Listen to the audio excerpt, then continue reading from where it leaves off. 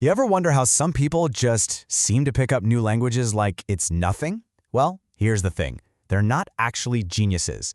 They're just using a totally different playbook. In this explainer, we're going to break down the 8 habits of these so-called language geniuses and show you how to use their secrets to finally get a handle on English or really any language you've been wrestling with. I mean, we've all been there, right? You've put in the years of study, you've gone through endless flashcards, you've had grammar rules drilled into your head. And then the moment of truth arrives. Someone asks you a really simple question in that language you've been learning. And poof, it's gone.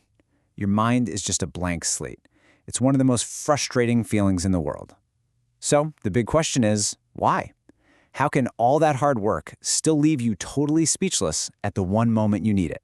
Well, we're about to find out. So here's our game plan. First, we're going to expose the common trap that gets almost everyone. Then we'll get into the game-changing secret that polyglots all know. After that, we'll walk through step by step the 8 powerful habits that will literally rewire your brain for fluency. All right, so let's dive right into the problem.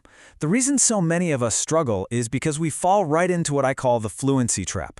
We think that language apps, textbooks, and memorizing word lists are the path to speaking fluently. But here's the catch. Those tools are missing the single most important ingredient. And that leads us directly to the polyglot secret.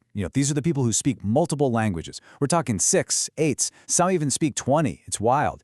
And they all share a fundamentally different approach. It's a massive paradigm shift that unlocks the whole thing. And we're not talking about some mythical wizards here. These are real people. People like Steve Kaufmann, who, get this, started most of his language learning after he turned 40 and now speaks over 20 languages. Or Benny Lewis, the guy who pushes people to be fluent in 3 months. Now, their methods might look a little different on the outside, but they're all built on the exact same secret foundation. This slide right here, this is it. This is the whole secret. Polyglots don't learn languages the way we did in school. They acquire them. See, learning is a conscious effort. It's memorizing rules, it's knowing facts about a language. Acquisition, on the other hand, is subconscious. It's absorbing the language naturally through real-world situations, through context, through emotion. It's the difference between reading a cookbook and actually knowing how to cook. So here's the bottom line. Acquisition is how every single one of us learned our first language.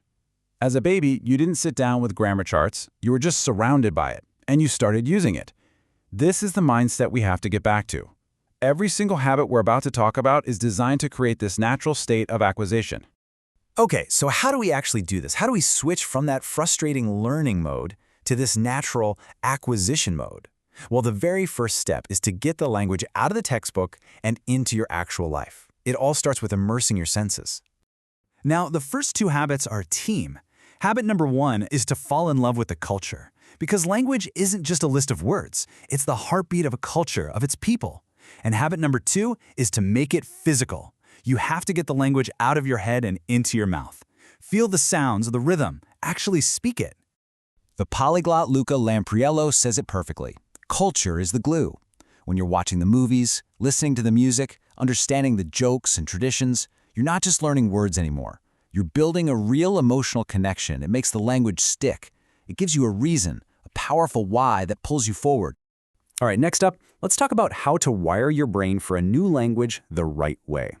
These next 2 habits are all about building a strong mental foundation, but without all the usual frustration. Okay, habit 3 is crucial. You have to break the translation habit. You know that little voice in your head that's always translating back and forth? We need to fire that guy. Instead, you connect a new word directly to an image or a feeling. And habit 4 is a total game changer. Prioritize input way before output. A baby listens for months and months before it ever says mama. You have to do the same. Fill your brain with the language first. And if you want a perfect example of this, look at Steve Kaufmann, the guy who speaks over 20 languages. He spends a massive amount of his time just consuming content. He reads books, he listens to podcasts, and he just lets his brain soak up the patterns and the flow of the language. There's no pressure to speak. Speaking comes later, and when it does, it's so much easier because that foundation is solid. Okay, so you've got the right mindset, you're building the right foundation. Now for the big question. How do you make it stick for the long haul? Well, these next 3 habits are all about weaving the language into your daily life and into your very identity.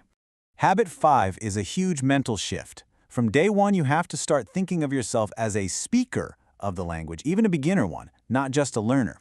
Habit 6 is all about consistency. Forget cramming for 3 hours on a Sunday. It's that little bit of daily contact that really matters. And habit 7 is about making repetition meaningful, not boring drills, but rereading or re-listening to a chapter or a podcast that you actually enjoy. I mean, the science on this is crystal clear. Consistency beats intensity every single time. Your brain builds stronger connections with repeated, daily exposure. Think of it like watering a plant. A little bit of water every day works way better than drowning it once a week. That marathon study session is mostly forgotten, but just 20 minutes a day keeps the language alive and growing in your mind.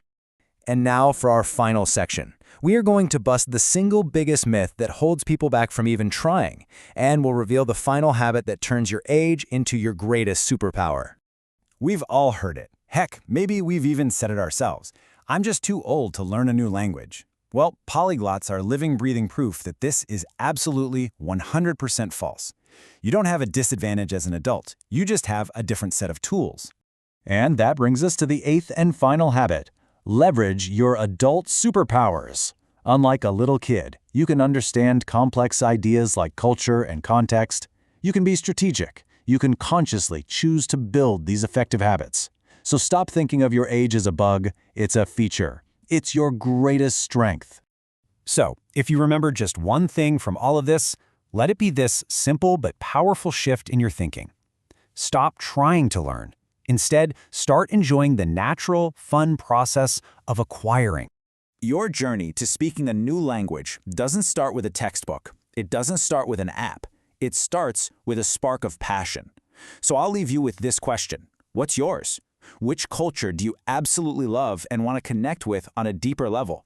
Find that, fall in love with it, and I promise you, the language will follow.